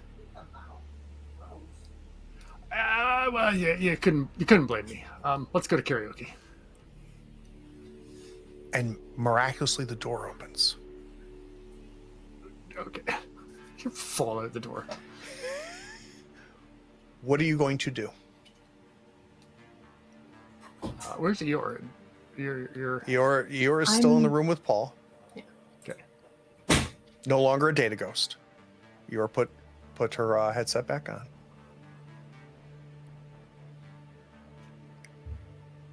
You want a second to find out what Eeyore is going to do? Well, I think Brundle's just taken off. Okay. Eeyore.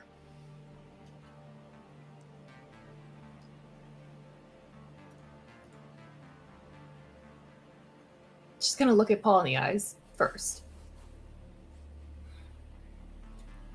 You're a coward. And then she's gonna walk out of the room. She's heading to the shuttle bay. Let's cut to the shuttle bay.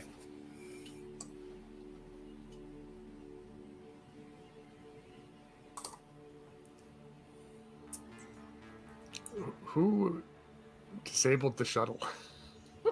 Vex did. I sure did. And the spark plug is in their pocket.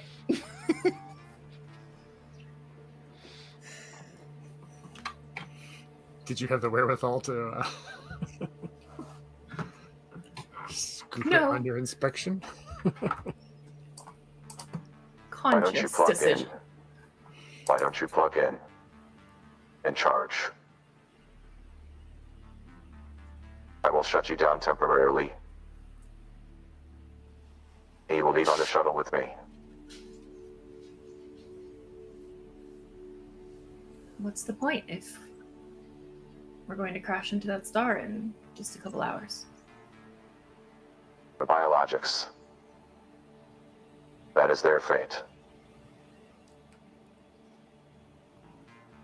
You are simple, but I am offering you a choice.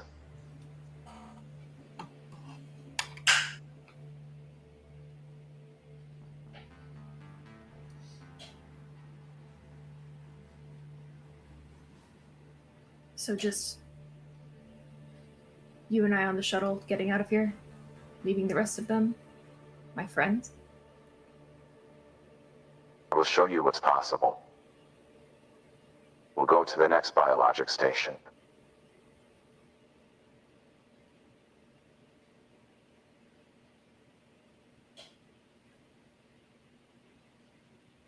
How do I know I can trust you? I don't care.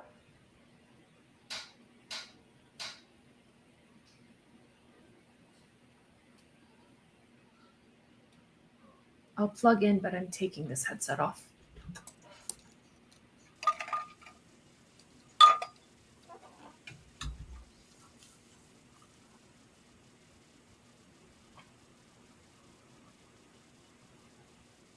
Still talking is this whole lot. Why is it being a jerk? You can hear me? Okay. Yeah. Sorry. Couldn't flip back for some reason. So you unplug, you take the headset off, you charge up. I'm going to plug in to charge up in that shuttle. Great.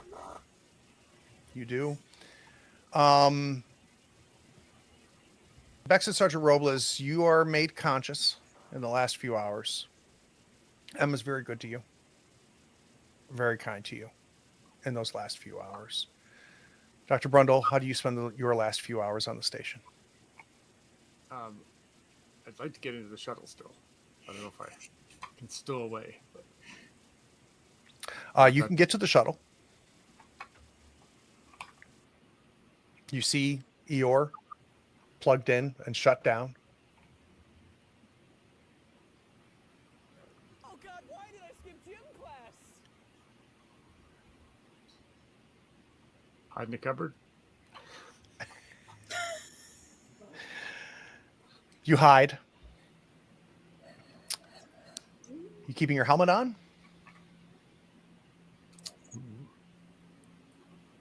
No. I will take it off and leave it at somewhere before I get into the shuttle bay, or at the entrance once I get into the shuttle bay, and hide it. I think we cut to seeing Mergen's watch start to get torn apart by the gravity of the gas giant. I think we also see a shuttle flying away from Mergen's watch. Inside, we see an android powered down. There's no pilot.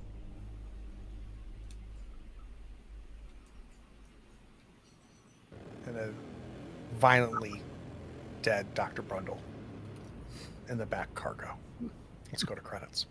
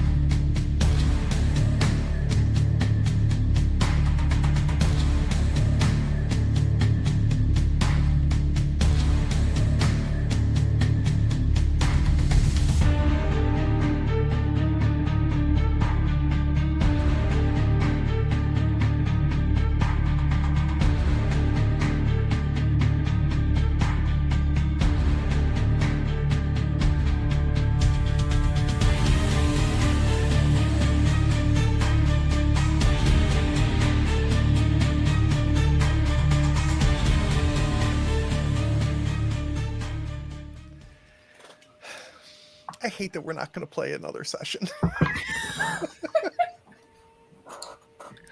And I mean, the odds were not in your favor from go. Encountering Paul and in any way trying to face Paul is pretty much death. There may have been circumstances that could have happened that would have gotten some or all of you off of this safely, but it didn't happen. Like I hate that, but it's also that's this game. That's this game. So to give you an idea, there's this artificial intelligence that's been spreading throughout the galaxy. It came via your ship, or not your ship, a previous ship that came on, a previous visitor. Mergen's Watch was a research station, more typical of what we would see inside of this world. And when it came, it installed itself. And, I think you got the gist of the story. Killed the captain, took over, created the VR. This AI, I don't even understand what it's trying to attempt. But it does have a certain childlike logic where it said, these biologics are going to die, so let's make it comfortable.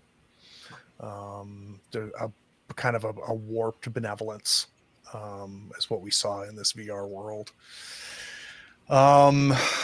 Let's start off with Dolem says in chat, so no wishes for episode 6, I guess.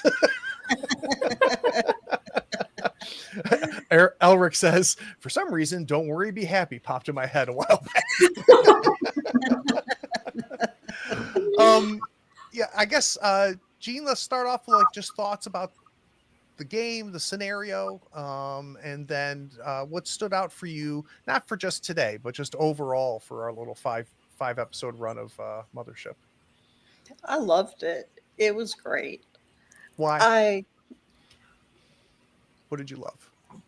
Everything. I got the impression there at the end that when Paul was talking to us and telling us that we were all dead, that we were dead and were just being kept alive by those little milk packs, and we were actually zombies. And I found that fascinating. But that's what went through my head. Yeah. I mean, those were nutrient packs that the MMA, and it's really dumb, but I love it. Like the robot itself is MMA, and that but is known as Emma in VR. But yeah, it's pretty crazy. From a system standpoint, any thoughts? I mean, it's a pretty bare bones system. Yeah, I'm not used to bare bones systems. I'm used to playing really complex ones like Harn. Yeah, Harn is a lot more intricate than this. Harn is great, but it's a lot more intricate than that. I guess if you had an opportunity, would you play Mothership again? And what type of is there a flavor of horror that you would like to see if you got a chance to play it again? I would love to play it again. I don't know what kind of horror I would want, because we already had the Ghost in the Machine basically with this one. Very much so. Yep. So I don't know. Elric says in chat they were just getting their groove on in and out of VR. I know they did. And when I heard them say, well, we could isolate Paul, I'm like, oh no. Rob, for you, thoughts on the scenario, the system, what really stood out for you playing through this over the last 5 episodes? Yeah, I really like the I guess the puzzly aspect of being in the 2 different modes, and cluing into that, and then how to maneuver around the environment in a way that in the ways that we could. And the fact that it was so bizarrely disjointed, like the explanation made sense. Like, this is created by something beyond our understanding, so don't question it. Like, go with the fact that doors are broken in reality, but work in the VR. And so I think that the scenario was a really just an interesting application of a virtual reality kind of trope. And, it's cool. Yeah, and then system wise, like right at the end there, just it showed the cascading. Like I feel like even at that point we were on borrowed time with the high sanity, the high stress level that everyone had, and the really like there wasn't a lot of room for wounds. No, and it is actually atypical, I think, for a lot of these scenarios for all of you to have survived as long as you did inside of Mothership. Mothership is notoriously deadly. One small thing I forgot to mention. So one of the things that I've picked up from for Mothership is there's a random table called From Nightmares, and you can go, if you search From Nightmares Mothership on Google, you can go to it, and I think it's on itch. And I should credit the person, I don't have the handy who created it, but it's a D100 table of weird shit you can find in Mothership. So I used it twice during this. The bag of letters that was found came from Nightmares, and then the corrupted chip came from Nightmares. And part of what I really love about Mothership and that random table is, and I used it in the Dead Planet run. I'm amazed at how informed and how much flavor these random tables can add to it. Like immediately we know, like, you guys were couriers, right? You were bringing documents to this station, and then God, I can't imagine what this would have been like had Eeyore not found that chip and put that chip in the mic. So the ability to connect with the AI, that's not part of VR Dead. All those conversations, that's all because of that random table. And that's something I really, really love. So anybody who's watching who is playing Mothership, encourage your GM to go get the From Nightmares random table. And if you're a GM, I forget, it's like just a couple bucks, and it's amazing. And the list of things that it can be that they could find, any one of those other things I would have rolled could have completely changed the flavor of what we just played. DK, Yeah. what are your thoughts and stars? Oh, this was great. I mean, I'm up for every flavor of horror always. So getting to flex some sci-fi muscles was good. I get a little too emotionally attached to characters in the campaigns I play, not just my own, but one of the things I really, really enjoyed, especially in this session and the one before, was like this idea of what is the best? Like, are there things worse than death? Is it better to go out oblivious and comfortable? As my background is in death care. So I have a lot of feelings about this. So at a certain point, I think the Sarge said something about, well, we can take all their headsets off. It's like, do we want to do that to them? There are worse things than death, and I think that fear with inevitable death might be worse. So when we could actually talk to this creator passenger entity, it was like, yeah, that's where I was going too. So I like, one of the things I like about spec fic in general, sci-fi, horror, fantasy, is being able to confront these issues, these real issues in a fantastical way, in a much more, in some cases, obvious way. Yep. So being able to see that from the different perspectives of character was just a joy.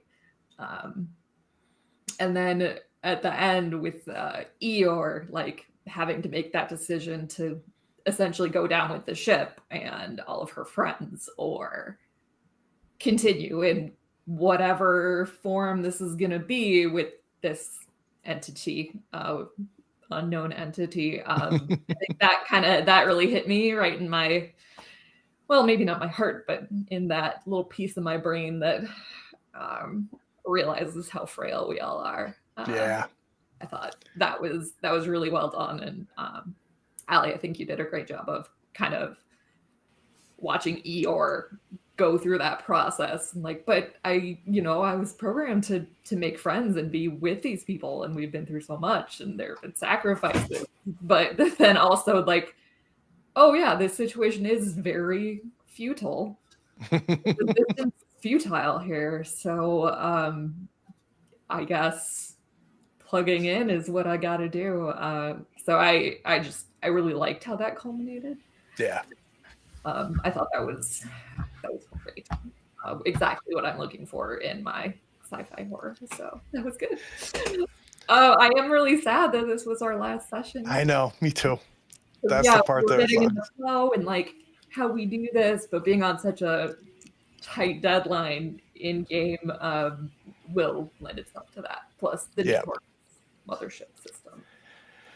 Yeah, and I fight the instinct to GM fiat. I find in the long run, following your players, making their choices matter.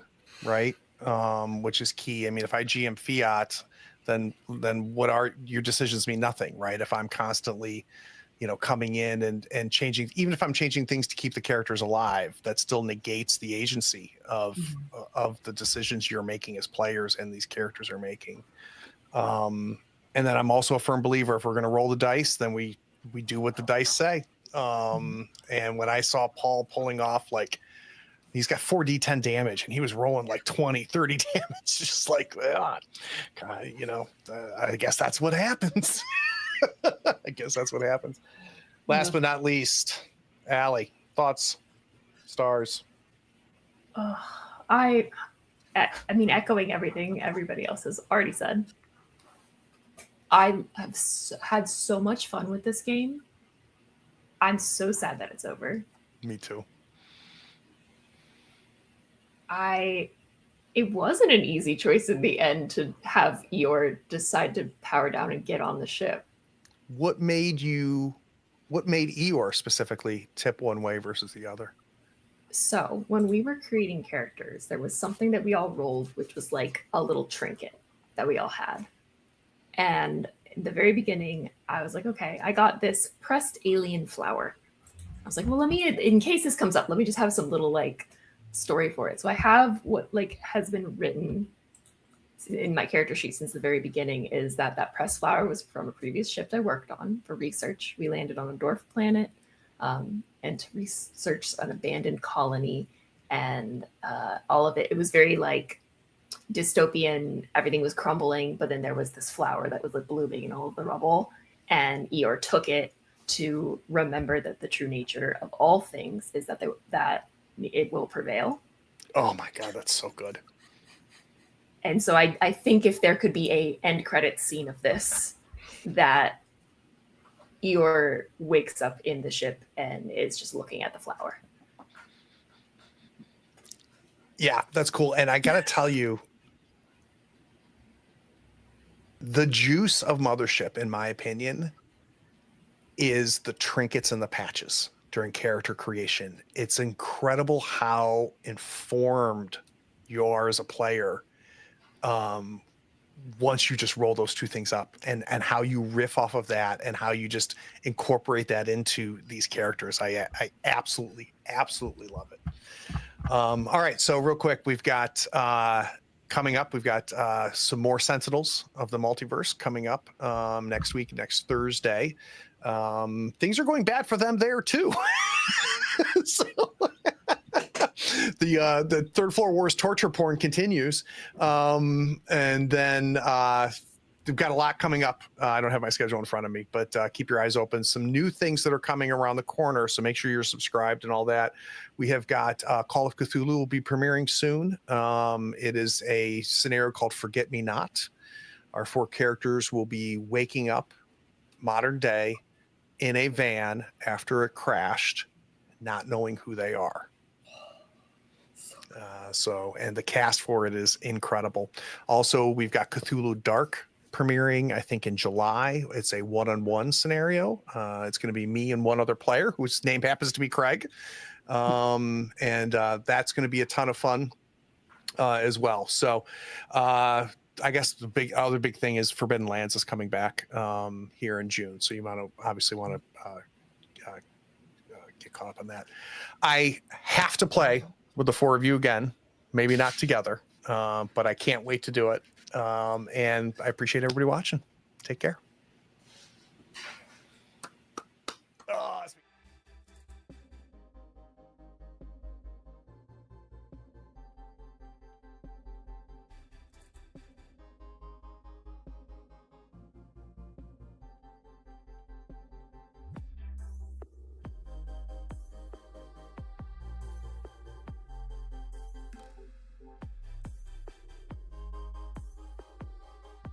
Howdy, friends.